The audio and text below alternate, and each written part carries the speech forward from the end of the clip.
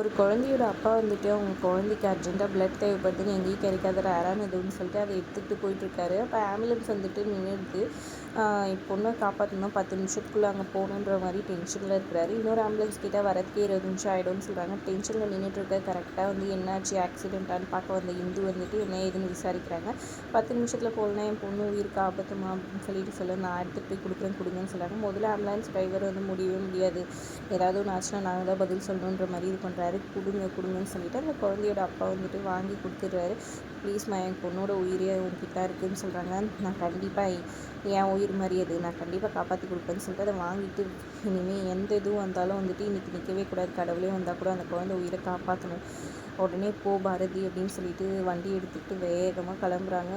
எல்லா தடங்களையும் வந்துட்டு தாண்டி அங்கங்கே பஸ்ஸு இது அதுன்னு நிற்க வச்சுட்டு இருந்தது எல்லாத்தையும் தாண்டிட்டு போயிட்டுருக்காங்க. இதை பார்த்துட்டு இருந்த ஒரு யங்ஸ்டர் 2 பேர் வந்துட்டு அதை வீடியோ எடுத்துக்கிட்டே வராங்க. ஹாஸ்பிட்டலுக்குள்ளேயே வண்டி எடுத்துகிட்டு வந்துவிட்டு நான் என் பொண்ணுக்கு எதுனா ஆயிடுச்சுன்னா என்ன பண்ணுறதுன்னு சொல்லிட்டு ஃபீல் பண்ணிட்டு இருக்காங்க. அந்த குழந்தையோட அம்மா பொண்ணாகாதுங்க இந்தாங்கன்னு சொல்லி டாக்டர்கிட்ட எடுத்துகிட்டு போய் கொடுக்குறாங்க. அப்புறம் டாக்டர் ஆப்ரேஷன் பண்ணி வச்சிட்டோன்னா அந்த குழந்தை நல்லா இருக்குன்ற மாதிரி சொல்லி இது பண்ணுறாங்க. இது எல்லாத்துக்கும் காரணம் இந்த பிளட் ட்ரீட்மெண்ட் கொடுத்தவங்களான்னு சொல்ல இந்துக்கு 2 பேரும் நன்றி சொல்கிறாங்க. அதுக்கப்புறம் இது எல்லாமே வைரல் ஆகிடுது வீடியோ எல்லாம். இங்கே ஒரு பக்கம் இவங்க பார்த்துட்ருக்குறாங்க சித்ரா. அதை பார்த்துட்டு அவங்க சித்திக்கிட்ட காமிக்க சித்தியுமே பரவாயில்ல இந்த பொண்ணு வந்துட்டு நம்ம ஆளுங்கிட்டே காசு வாங்கினாலாச்சே, சரியான நல்ல பொண்ணாக இருக்கிறா, சரியான கில்லாடியாக இருக்கான்னு சந்தோஷப்பட்டு பேசிக்கிட்டு இருக்காங்க சித்ராவும் அவங்களும். அப்புறம் அவங்க அக்கா கூப்பிட்டு காமிக்க இந்த பொண்ணுக்கு இதுக்கு இந்த வேலை ஆம்பளைங்கிட்ட சொன்னால் செஞ்சுட்டு போகிறாங்கன்னு சொல்கிறாங்க. ஏன் இது பண்ணுற உங்ககிட்ட போய் காமிச்ச பாருன்னு நினச்சிக்கிறாங்க அவங்க சித்ராவோட சித்தி. இந்த மாதிரி தான் பொண்ணுன்னா இருக்கணும், நானும் இந்த மாதிரி தான் ஆவேன் அப்படின்ற மாதிரி சித்ரா சொல்லியிருக்காங்க. இன்னொரு பக்கம் கரெக்டாக இங்கே கருணா வராரு. கருணாவோட ஃப்ரெண்டு வந்துட்டு அவருக்கு வீடியோலாம் காமிக்கிறாங்க. என் சிஸ்டர் பார்த்தீங்களா எவ்வளோ பண்ணியிருக்காங்கன்னு சொல்லிட்டு, போடா இதெல்லாம் ஒரு பெரிய விஷயமா அப்படின்னு சொல்லிட்டு கருணா நக்கலாக இது பண்ணுறாங்க. உனக்கு பொறாம தெரியுது அப்படின்னு சொல்லிட்டு அவங்க ஃப்ரெண்டு கிண்டல் பண்ண அதெல்லாம் ஒன்றும் இல்லை போடா அப்படின்னு சொல்லிடுறாங்க.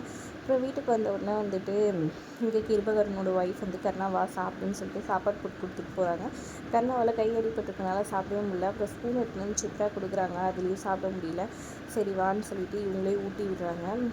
நான் கொடுத்தா சாப்பிட மாட்டேன் சாப்பிடுன்னு சொல்கிறாங்க. அப்புறம் அவங்க அம்மா பார்த்துட்டு ஆமாடி ஊட்டி விட்றி கருணா ஒழுங்காக சாப்பிடு அப்படின்னு சொல்லிட்டு போயிடுறாங்க.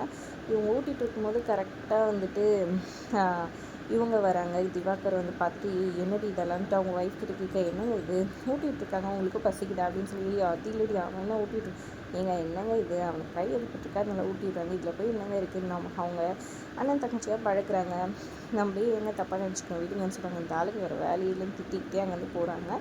அதுக்கப்புறம் இங்கே பார்த்திங்கன்னா கரெக்டாக ஒரு கேப் பைக் டாக்ஸி இது ஆளுங்க வந்துட்டு இந்துவை கூப்பிட்டு பாராட்டுறாங்க. நீங்கள் செஞ்ச செயல் பாராட்டுகள், நீங்கள் தான் எங்கள் இதோட பைக் கேப்டன், நீங்கள் எங்கள் இதோட ஒர்க் பண்ணுவீங்களான்னு சொல்லி கேட்க கண்டிப்பாக அப்படின்ற மாதிரி சொல்லி சந்தோஷமாக அந்த வேலையில் ஜாயின் பண்ணிடுறாங்க. என் பைக்கே இருக்குது நான் என் பைக்கே யூஸ் பண்ணிக்கிறேன்ற மாதிரி இந்து சொல்லிவிட சந்தோஷமாக வந்துட்டு பைக் டாக்ஸி ஓட்டிகிட்டு போகிறாங்க. அப்போ ஒரு ஃபஸ்ட்டு வந்துட்டு கஸ்டமர் வராங்க. யாருன்னு பார்த்தீங்கன்னா கரெக்டாக நம்ம கருணாவோட வீட்டுக்கே வராங்க. ஐயோ இந்த வீடானு யோசிக்கிறாங்க. சரி பரவாயில்ல சவாரி தானே. அப்புறம் கரெக்டாக சித்ராவோட சித்தி வந்தோடனே நீ தானா அப்படின்னு சொல்லிட்டு உண்மையிலேயே நீ பெரிய விஷயம் பண்ணியிருக்க வாழ்த்துக்கள்ன்ற மாதிரி சொல்கிறாங்க.